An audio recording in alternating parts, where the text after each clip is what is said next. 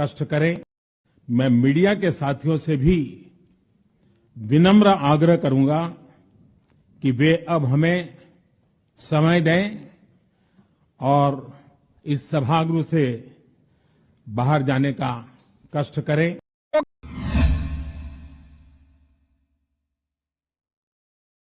Well, the Constitution actually uses both names, right? So the line in the Constitution is the line I started with. India, that is Bharat, is a union of states. So I don't really see a problem there. Both words are perfectly acceptable. But I think maybe we irritated the government a little bit because we named our coalition India, so that got them all heated up. And now they've decided to change the name of the country. I mean, you know how these things are. I mean, we could always give our coalition a second name as well. So, I don't think it'll solve the purpose. But people act in strange ways. What do you think about it? विदेशियों के चक्कर में मोदी ने अपने ही देश के लोगों को सड़क पर फेंक दिया है। ये डबडबाई आंखें, सड़क पर बैठी लाचार महिलाएं और मलबे के ढेर में अपना सामान तलाश करते ये लोग इसी देश के बाशिंदे हैं। इनकी जिंदगी में G20 शिखर सम्मेलन से भूचाल आ गया है। अपनी झूठी शान दिखाने के चक्कर में मोदी ने इनके घरों पर बुलडोजर चलवा दिया, सामान उठाकर सड़कों पर फेंकवा दिया। एक तरफ हमारे देश में आए विदेशी मेहमानों के साथ पीएम मोदी चमचमाते सोने चांदी के बर्तनों में 56 भोज खा रहे हैं, तो वहीं इन गरीबों को अब एक वक्त का खाना भी मयस्सर नहीं है। दशकों से यहाँ झुग्गियों में रह रहे इन लोगों को मोदी ने सड़क पर ला दिया है। अब ये गरीब अंधेरी सड़कों पर रात गुजारने को मजबूर हैं। सिर ढकने के लिए इनके पास जो कुछ था वो तो साहब ने अपनी झूठी शानो शौकत के चक्कर में उजाड़ दिया। अपने 9 सालों के शासन में इनका उद्धार तो नहीं कर पाए, मगर बर्बाद जरूर कर दिया। G20 के सम्मेलन के लिए महीनों से दिल्ली को सजाया जा रहा था। दीवारों पर रंग रोगन, फुटपाथ पर गमले और गरीबों के घरों के आगे पर्दा लगाया जा रहा था। और जहां पर्दे से काम नहीं बना, उनका आशियाना ही उजाड़ दिया गया, ताकि साहब विदेश में जो डंका बजने का दावा करते हैं उसकी हवा ना निकल जाए। दुनिया के सबसे शक्तिशाली लोगों को मोदी साहब का फर्जी विकास न नजर आ जाए। साहब का फरमान लिए पहुंची प्रशासन ने इनके घरों को उनकी आंखों के सामने मिट्टी में मिला दिया। उनके रहने की कोई व्यवस्था नहीं की गई। अब छोटे छोटे बच्चों के साथ पूरा परिवार दर दर भटक रहा है। और उधर मोदी जी दुनिया के सामने फर्जी वाहवाही लूट रहे हैं। सबका साथ कहकर सत्ता में तो आए और अब केवल अपना विकास और अपने मित्रों का विकास कर रहे हैं। इतनी बद्दुआ लेकर कहां जाएंगे साहब? कम से कम भगवान से तो खौफ खाइए। इनमें से बहुत से लोगों ने वोट देकर आपको प्रधानमंत्री की कुर्सी तक पहुंचाया है, लेकिन इनका कसूर सिर्फ इतना है ना कि ये गरीब हैं और इस देश के राजा को गरीब पसंद नहीं है। गरीबों को तो आप कीड़े मकोड़े समझते हैं। 2024 में इंसाफ होकर रहेगा। ये गरीब आपको माफ नहीं करेंगे मोदी जी। बस स्टैंड पर लगने वाले विज्ञापनों के बोर्ड में भी प्रधानमंत्री मोदी हैं। अंडरपास के बाहर लगी होर्डिंग पर भी प्रधानमंत्री मोदी हैं। बिजली के खंभों पर भी केवल प्रधानमंत्री मोदी हैं। यहां तक कि प्रगति मैदान के पास भी केवल प्रधानमंत्री मोदी का पोस्टर नजर आता है। आप इतनी बार प्रधानमंत्री मोदी का पोस्टर देखते हैं कि लगता है यह G20 नहीं, मोदी 20 है। इस सम्मेलन में मेहमान भी मोदी हैं, मेजबान भी मोदी हैं। मोदी ही फ्रांस से आ रहे हैं, मोदी ही जापान से आ रहे हैं, मोदी ही अमेरिका से आ रहे हैं, मोदी ही इजिप्ट से आ रहे हैं, मोदी ही आ रहे हैं, मोदी ही मोदी का स्वागत कर रहे हैं। भारत ने G20 को अपना नारा दिया है, वसुधैव कुटुंबकम। दुनिया एक परिवार है, मगर परिवार के बाकी सदस्यों का नामो निशान तक नहीं। आप दाएं देखिए या बाएं देखिए या फिर सीधे देखिए या कहीं मत देखिए, आपको दिखेंगे मोदी ही। की धमकियां भी देते हैं, तो मेरी आस्था तुमसे 1000 गुना मजबूत है। तुम्हें अपने भगवान का अगर इतना ही डर है तो तुम्हारा भगवान मुझसे सामने आके क्यों नहीं लड़ लेता? आपका नहीं है भगवान? नहीं, मेरा भगवान होता तो मेरे लोगों के लिए रिहाई करता ना, इस गुलामी से आजादी देता। अगर वो मेरा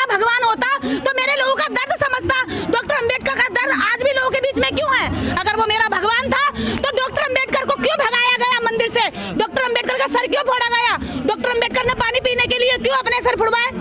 अगर वो मेरा भगवान था तो मेरे लोगों को सताया क्यों जाता है? मेरे लोगों का भला नहीं हो रहा, आपके लोग तो सबसे ज्यादा मंदिर में जा रहे हैं। वो मंदिर में जाने के लिए शुरू से गुलाम बनाया जा रहा है ना। जो जो मंदिर में नहीं जा रहे उनको देखो कैसे तड़पा रहे हैं। हम लोगों को जेल के लिए कह रहे हैं कि तेरे को फांसी दे देंगे, तुझे मार देंगे, घर में घुस के गोली मारूंगा ऐसे कह रहा है। और मैं ब्राह्मण का पुत्र हूँ, तुझे घर में घुस के गोली मारूंगा, मुझे धमकी दे रहा है। और परशुराम का तू इतिहास जानती होगी। परशुराम ने 21 बार क्षत्रियों को इतनी बार मारा, क्षत्रियों को 21 बार मार के पृथ्वी जो है क्षत्रिय विहीन करी थी। और मैं तुझे भी नष्ट करूंगा, तुझे मारूंगा। तो जो खुद को कह रहा है कि मैं संस्कारी हूँ, उसी की औलाद कह रही है मैं ब्राह्मण का पुत्र हूँ, मैं तेरा गला काटूंगा घर में आके। आप भी तो हमलावर हो जाती है। बिल्कुल क्या हमलावर होते? हमारा शब्द हमलावर है। मेरे हाथ में तलवार है, मेरे हाथ में बंदूक है, गोली है, तलवार क्या है मेरे हाथ में? बम है, बारूद है, या मेरे हाथ में कोई मैं वो लेके चल रही हूँ मिसाइल, क्या है हाथ में? गोली से भी खतरनाक है आपके शब्द। क्यों है खतरनाक? बोलते तो ये लोग भी हैं, ये तो कहते हैं नीच। ओहो, तुम अब पढ़ लिख के जूते चप्पल पहनने लगे हो तो ये गोली से खतरनाक नहीं है। एक इंसान को नीच कहते हो, पढ़ने लिखने के बाद भी उसकी योग्यता पर सवाल उठाते हो, ये नीच शब्द नहीं है। ये आहत नहीं करते कि उसका जो हाई कॉन्फिडेंस होता है वो जमीन पर ला दे तो 1 मिनट में कि भैया तुम तो आरक्षण से आए हुए हो। अच्छा भैया तुम्हें तो कम नंबर पे भी मिल गया होगा रिजर्वेशन की वजह से। और ये अपने बाप दादाओं की जुड़ी हुई जमीनों पर और पैसे पर, धन दौलत पर जाकर के ले लेते और अब ईवीएस के नाम पर पे हक काट रहे पूरा ऊपर से लेकर के देखोगे तो ये ज्यादा मिलेंगे और नीचे जाके देखोगे तो मेरे समाज के लोग ज्यादा मिलेंगे। योग्यता है ना, काय की योग्यता है? योग्यता है तभी तो बलात्कारियों के साथ वो बलात्कार करना योग्यता होती है क्या? आप योग्यता मानते हैं इसको? किसी को नीच, इंसान को इंसान नीच कह रहा है, ये योग्यता है क्या? दूसरे की बेटियों को कह रहे हैं कि साला तुम्हें तो खेत में डाल के ऐसा करेंगे, ये योग्यता है क्या? साला तुम्हें तो सड़क पे लेकर के 50 लोग इकट्ठा तुम्हारे साथ ऐसा करेंगे, इसको योग्यता मानते हो क्या आप? ऐसे धमकी आपको दी जाती है? एक नहीं 1000 है। मैं इनबॉक्स आपको खोल के दिखा दूंगी, सारी चैट सार्वजनिक करना आप। और इस पर बहुत जल्दी प्रेस कॉन्फ्रेंस बुलाने वाले हम आप लोगों को लेकर के। तो आपने पुलिस को नहीं बताया? हम पुलिस को बताते हैं। हमने देखिए फेसबुक के साथ भी हमने कहा कि पुलिस को हमने कहा कि हमें प्रोटेक्शन की जरूरत है, हमें धमकियां आ रही हैं। लेकिन फेसबुक ने क्या किया, हमारी जो वीडियो थी, हमारी जो आईडी थी वो ब्लॉक कर दी, जबकि हम उनके साथ कार्रवाई करनी थी, हमारे खिलाफ कार्रवाई की है। तो ये इस देश के अंदर हमारी आवाज को दबाया जाता है। हमें राइट टू स्पीच का जो हमारा इस देश के अंदर कॉन्स्टिट्यूशन देता है वो खत्म किया जा रहा है। और वो कह रहे हैं कि हमें को समझाने की बहन जी हमारे साथ भी ऐसा होता है। और मैंने आज कल उसने मेरे 1 रैपट मारा था, मेरा 2 रैपट मारे खींचकर। वो अब नहीं कहता मुझे अछूत, वो कहता भाई साहब निकलिए। जा रहे हैं आशीर्वाद लेने। लोग कौन जा रहा है? कोई एक जा रहा है, कोई एक जा रहा तो पिट के आया ना, जाओ पिटने के लिए। देखिए ये एट्रोसिटीज जितनी भी है ना, ये क्रिया की प्रतिक्रिया हो रही है। पहले होकर के गाँव में दब जाती थी, घरों में दब जाती थी, आवाज मुंह में दबा देते थे। अब दलितों पे आवाज आने लगी है, वो बोलने लगे भैया मुझे मारा, मुझे मारा। अब उनकी आवाजें निकल रही है कि हमें मारा गया है। अभी तक उनकी आवाजें दबाई गई थी, अब वो कह रहे हैं कि हमें मारा गया है। मोबाइल आ गया हाथ में, वीडियो बन जाती है, फोटो हो जाते हैं, तो वो आप तक हम तक पहुंच जाती है। पहले ये घटनाएं आप तक हम तक नहीं पहुंचती थी, मीडिया तक नहीं जाती थी, क्योंकि पहले हमारा कोई मीडिया दिखाता नहीं था। अब आप हजारों लोग खड़े हो गए मीडिया के चैनल लेकर के, तो ये बातें लोगों तक पहुंच रही हैं। तो ये अत्याचार जितने थे ये पहले और ज्यादा थे, इसको आप ठीक से समझने की कोशिश करिए। आज गांव देहात में भी लोग मोबाइल लेकर के कहते हैं कि तेरी वीडियो। लेकिन जो लोग मानवतावादी लोग हैं वो तो संकल्प ले रहे हैं। आज जगह जगह पूरे देश भर में कार्यक्रम हो रहे हैं, संकल्प ले रहे हैं। ये संकल्प वही लोग ले रहे हैं जो इससे परेशान है, जो इससे पीड़ित हैं, जिनको सताया गया है।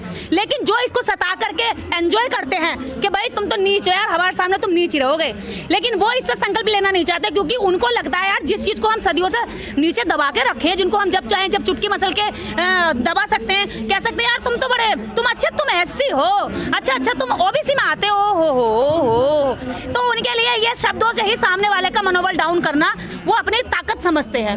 तो वो इसका संकल्प कभी नहीं लेंगे, क्योंकि वो इसको अब अपना अधिकार समझ चुके हैं कि हम तो भैया सताएंगे। लेकिन आप लोग तो जाति तोड़ने की बात करते हैं। जाति खत्म करने की बात हम लोग कर रहे हैं ना नीचे से, लेकिन सरकारें तो नहीं कर रही। जब नोटबंदी एक दिन में खत्म हो सकती तो जाति बंदी क्यों नहीं हो सकती? अगर सरकारें चाहे तो एक दिन में जाति बंदी कर सकती हैं। लेकिन हम नीचे के नागरिक जो मानवता प्रेमी है, जो देश को प्रेम करते हैं, जो देश को खुशहाल देखना चाहते हैं, समानता में देखना चाहते हैं, वही लोग जातियां खत्म करने की बात करते हैं। मोहन भागवत वो मस्जिद जा रहे हैं, और क्या चाहिए बताइए आप लोगों को? तो फिर आम जनता को क्यों भड़काया जाता है कि मुसलमान से खतरा है, मुसलमान से खतरा है? और हम अगर मुस्लिम का पक्ष लेते हैं तो कहते हैं कि तू मुल्ला के साथ रहती है। अगर हम मुस्लिम के साथ कहते हैं कि भाई मुस्लिम हिंदू मत करवाओ, सब लोग एक एक साथ रहो, सब लोग प्यार से रहो, भाईचारे से रहो, भाईचारे से रहो, तो कहते हैं कि तुम मुल्ला की औलाद हो क्या? तो तब ऐसे क्यों कहते हैं इनके चेले चपाटे? मतलब वोट मांगने के लिए मंजार पे भी जा सकते हैं, कायम कर रहे हैं ना वो लोग, देखिए। तो आम जनता में फिर नफरत क्यों फैलाते हैं? आम जनता पर फिर मॉब लिंचिंग क्यों कर देते हैं? एक आम जनता को भीड़ में चल करके एक मुस्लिम बच्चे को क्यों मार देते हैं? आज बिल्किस बानो को, अपराधियों को क्यों माला पहना करके स्वागत करते हैं? अगर ये भाईचारा और बहनचारा है ना, वो संस्कारी हैं। तो ये सारे संस्कारी ब्राह्मण इसी देश में पाए जाते हैं, और ये इस देश के अंदर जितने भी इनके संस्कार हैं वो बलात्कारी हैं। वही वाली बात है कि भाई तुम करो तो रासलीला और कोई और करे तो भैया कैरेक्टर ढीला।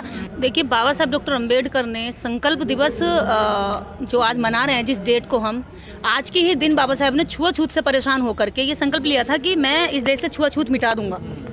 लेकिन जिस विचारधारा के खिलाफ वे छुआछूत मिटाने की बात कर रहे थे, वो विचारधारा आज भी जीवित है, क्योंकि उस विचारधारा के जो पुत्र हैं वो आज भी उसको बनाए रखना अपना धर्म समझते हैं, क्योंकि धर्म शास्त्रों में जातिवाद, छुआछूत, लोगों को नीचे रखना ये उनका कर्तव्य है, और वो अपने पिता का, अपने परदादाओं का, दादाओं का किया हुआ कार्य बखूबी निभाना अपना कर्म समझते हैं। यही कारण है कि जातिवाद आज तक नहीं गया। वो संविधान की भी अवहेलना करते हैं, वो संविधान के अंदर निहित समानता को भी नहीं मानते। वो एक तरफ तो कहेंगे कि हम अपनी भावना हाथ होने का ढोंग पीटेंगे कि संविधान कहता है किसी की भावना हाथ मत करो, लेकिन एक तरफ वो छुआछूत के चलते करोड़ों लोगों की हर दिन भावनाएं हाथ करते हैं, उन भावनाओं से उन्हें कोई फर्क नहीं पड़ता। लेकिन कहा जाता है साउथ इंडिया में एजुकेशन का स्तर बहुत अच्छा है, लेकिन छुआछूत भी सबसे ज्यादा अगर देखा जाए तो वहाँ से मामले आते हैं। देखिए, उस तरफ की अगर हम बात करें तो जातिवाद बेहद घना रहा।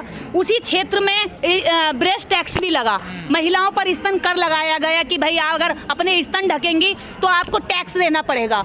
उसी राज्य में सबसे ज्यादा करोड़ों की तादाद में देवदासियां रही हैं मंदिर के अंदर।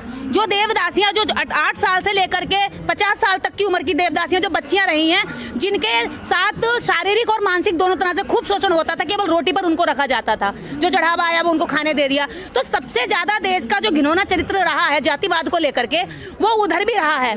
शिक्षा केवल एकेडमिक मिलती है भारत के अंदर, जातिवाद खत्म करने की शिक्षा ना किसी स्कूल में दी जाती है, ना किसी ट्यूशन में दी जाती है, ना किसी घर में दी जाती है। बहुजन संकल्प ले रहे हैं या नहीं ले रहे हैं अभी तक? बिल्कुल ले रहे हैं, ये संकल्प का ही नतीजा है। देखिए, पूरे देश भर से यहाँ पर कश्मीर से लेके लोग भी नहीं है, कश्मीर से लेके कन्याकुमारी तक लोग हैं। यहाँ देखिए 200 तो लगभग यही है, और 200 वहाँ बैठे, 400 बाहर खड़े हैं। ध्यान से देखिए आप, यहाँ बहुत लोग हैं, और ये सारे लोग When you see the people on the stage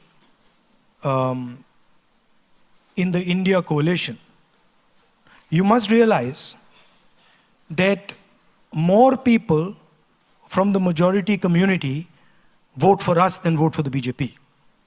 60% of India votes for us. 40% of India votes for them. Right? So this idea that the majority community is voting for the BJP, this is a wrong idea. The majority community actually votes more for us than they vote for them. Right? They do polarize society. They divide society. They spread hatred in society. And that is their mechanism. They also happen to have very good relationships with the most powerful, richest crony capitalists in the land, who finance them, support them, help them do what they do. And so this is the architecture that stands behind the BJP. The idea that Mr. Narendra Modi is orchestrating this thing is a gross simplification. Mr. Narendra Modi is an instrument of the architecture. And I'm pretty confident that the RSS can get rid of Narendra Modi in 5 minutes if they want to, right? It is a structure that is doing this. And that structure is now a threat to Indian democracy. So we are committed to fighting that structure. What are the broader elements? The first thing is the gross inequality that is taking place in India, right? Few business people who are billionaires. The third richest person on the planet was Indian, and 90% of India going back into poverty, right? So that's the first thing. The second thing is we have to solve what I was talking about earlier. We keep talking about economic growth. You read the newspapers about economic growth, right? Have you ever read in the newspaper next to the economic growth question, the employment question? Has anybody in the newspaper said, wait a minute, we are growing at 7%, 8%, but we have the highest unemployment rate in 40 years? That's a much more interesting question to me. Because we can grow at 9% and give none of you jobs. Right? That's what's happening. Right? So that's the second big question. And the third question that is very close to my heart is the large mass, the real power of India is in the lower castes, the other backward castes, these communities. And they are not given any space in the governance of India. They're not given any space in corporate India. They're not given any space anywhere. And that to me is a crime. So those would be the central thrusts of how we would think about it. The final thing I would say is that one way to look at India is that it is making a transition from rural to urban. And the largest migration of people from rural to urban in human history ever is taking place in India and China. Right? And if we're going to be making this transition, this is a frightening transition for a lot of people. So we need to give them the basic minimum architecture to make this transition safely. What does that mean? That we spend a serious amount of money on education. We spend a serious amount of money on healthcare. That government does not abrogate responsibility for healthcare and education. And that we provide a minimum floor where India commits to all its people that no matter what happens, you can simply not go below that floor. We will give you a minimum income below which no matter what happens, you're not going to go. But, you know, when I talk to students, especially the Indian students here, and the students who are not from India, the injustice that the caste system in India does, the pain and trauma that the caste system in India causes is beyond anything I know anywhere else in the world. And so I see my politics as challenging the idea that there should be this caste order in India, that there should be this permanent hierarchy in India, and that some people, should have access to all the institutions, all the structures, and other people should just live a life of poverty and misery. So this would be the framework that the Indian coalition would be talking about and thinking about. There is a tendency now to intimidate, to threaten, not just members of civil society. I have 24 cases on me. I've got a criminal defamation judgment against me. The first time in Indian history that somebody has been given the maximum sentence for criminal defamation. Very convenient that I needed the exact number of days that they gave me to be disqualified. So we are dealing with this issue. The democratic expression is deeply embedded in India. And the fight to keep the democratic structure of India alive is ongoing and very vibrant. We are part of that fight. Now, when that fight is over, if that fight is over, and the other side wins, then I would agree with you. But that has not happened yet, and I do not think it's going to happen. We are going through a process. We are going through turbulence in our democratic structure, and there are millions of people, I'm sure many, many youngsters in this room, who really believe in that democratic structure and are going to defend it with everything that they've got. So it's a fight, and I think it's also an opportunity to rethink and to reimagine our country. There are many things that can do with improvement. And I think this is an opportunity, this is a test that many countries go through. And I think we'll come out just fine in this test. I've read the Gita. I've read a number of the Upanishads. I've read many Hindu books. There's nothing Hindu about what the BJP does. There's absolutely nothing Hindu about what they do. Right? I have not read anywhere, in no Hindu book, from no learned Hindu person, have I ever heard that you should terrorize, harm people who are weaker than you. I've never read this. So this idea, this word, Hindu nationalists, this is a wrong word. They're not Hindu nationalists. They are nothing to do with Hinduism. They are out to get power at any cost, and they will do anything to get power, and they will do anything to ensure that the Indian caste structure, the social structure of my country is not threatened. They want dominance of a few people, and that is what they're about. There is nothing Hindu about them. But I can see clearly that there is a problem, right? And that problem requires a solution. It's a global problem, and more than a global problem, it's a problem for India, it's a problem for Europe, and it's a problem for the United States. And frankly, it's a problem for all of you in this room, because you're going to have to deal with the problem. And the problem is that we have a planet today where the bulk of production, the bulk of manufacturing, the bulk of value addition is being done in China. And I'm not going to comment on whether that's a good thing or a bad thing. The Chinese have successfully competed against us and achieved it, right? There is a problem with, in my view, there is a problem with the way they do it. They produce, they're very good at producing, they produce the phone in my pocket, they produce the camera, but they do it in non-democratic, coercive conditions.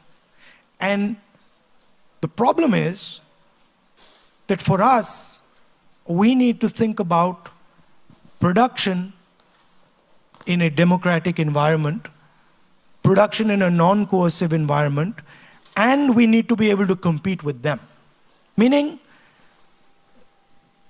they don't need to give their population political freedom. They can just give them economic freedom and then become the center of production globally. We have to produce and compete with them, and we have to give our people political freedom and economic freedom. So that is really the challenge. I don't see it as, a confrontation with China. China has placed on the table a way of working, a way of production. And I think it is important for the United States, for India, for Europe, to place an alternative system, an alternative method on the table. And I think we owe it to, certainly we owe it to our population, and I think the French and the Europeans owe it to their population, because we are not going to be able to, manage our countries. We're not going to be able to give students like you jobs without doing that. So to me, it's an opportunity to say, can we produce in democratic structures, within democratic frameworks? आपने तो कहा था कि BJP आएगी तो शायद petrol diesel के दाम कम होंगे। अब इसमें एक खास बात मैं बताना चाहता हूँ भैया, पेट्रोल जो है उसका जो बेसिक प्राइस होता है वो 35 रुपए के आसपास है। अब उसके ऊपर करीब 50% टैक्स है। ये तो पूरी स्टडी है मेरे पास में। अच्छा बच्चों, ये बताओ, आपको जो 35 रुपए का पेट्रोल दिलाएगा उसको वोट दोगे या 75-80 दिलाने वाले को? देखो, सरकार तो ये बनाएंगे, आप थोड़ी बनाएंगे, हम थोड़ी बनाएंगे। अरे सुनो, ताली बजाने से पहले बोलो। तेल का दाम कम होगा तो फिर टैक्स नहीं मिलेगा तो देश कैसे चलाएंगे? सरकार चलाने के लिए गवर्नमेंट को टैक्स भी चाहिए, सरकार को सरकार भी चलानी है। मोदी जी भी क्या करें, उनको सरकार चलानी है तो सबसे ज्यादा टैक्स डीजल पेट्रोल से ही आता है। अरे अभी जो टैक्स लग रहा है 50%, वो 1% पे आएगा तो प्रैक्टिकल बात कर रहा हूँ। मोदी इस देश से महंगाई बेरोजगारी को खत्म कर सकते हैं और मोदी इन 125 करोड़ हिंदुस्तानियों के चेहरे पर खुशियां ला सकते हैं। इतना जज्बा उस व्यक्ति के अंदर। अरे सुनो, ताली बजाने से पहले बोलो। मोदी जी का बजट हमारी सेविंग करे या ना करे, खुद तो कर ही सकते। अब महंगाई है तो थोड़ी कमाई लोगों को बढ़ानी पड़ेगी, थोड़ी मेहनत ज्यादा करनी पड़ेगी। अब मैं सन्यासी होकर 18-18 घंटे मेहनत करता हूँ। तो मेहनत ज्यादा करो भाई। मैं भी सुबह सन्यासी होके 4 बजे से लेकर 10 बजे तक काम करता हूँ। मेरे कुंसी छोरे भूखे मर रहे हैं। अब हर आदमी सोचे कि मेरे लिए सरकार क्या करेगी, ये बात तो मुझे लगता है कि पूरी तरह से जस्टिसफुल नहीं है। सब काम सरकार से हो जाएंगे ऐसा नहीं हो सकता, समाज को भी आगे आना पड़ेगा। जैसे मैं सुबह 5 किलोमीटर दौड़ लगाता हूँ, साइकिलिंग करता हूँ, तो जो आस पड़ोस के जो अपने ऑफिस है ना, लोग साइकिल वाला ट्रेंड शुरू कर दे, तो फिर तो बिना डीजल पेट्रोल के चल जाएगा काम। हिपोक्रेसी की भी सीमा होती है। जी बाबा जी, बात को घुमाइएगा मत। मैं एक बहुत सीधा सवाल पूछूंगी, उसका एक बहुत सीधा सा जवाब दीजिएगा। अगर हम करें तो करें क्या, बोले तो बोले क्या? जल्दी बता दो।